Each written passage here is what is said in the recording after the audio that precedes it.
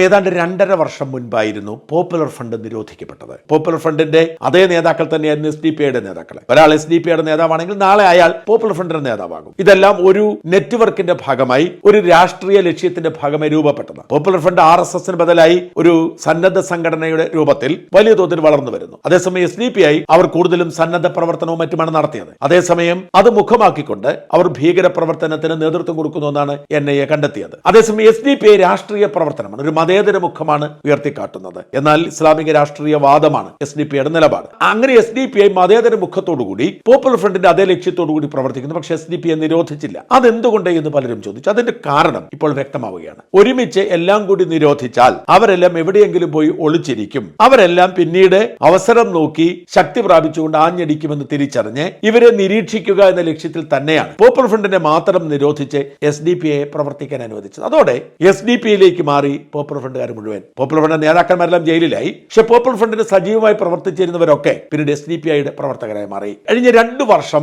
SDP-ക്കാർക്കും ഒരു ചെറിയ പേടിയുണ്ടായിരുന്നു, എന്താണ് സംഭവിക്കാൻ പോകുന്നത് എന്നുള്ള ഭയം. അതുകൊണ്ട് പലരും കരുതലോടെ സൂക്ഷിച്ചാണ് പെരുമാറിയിരുന്നത്.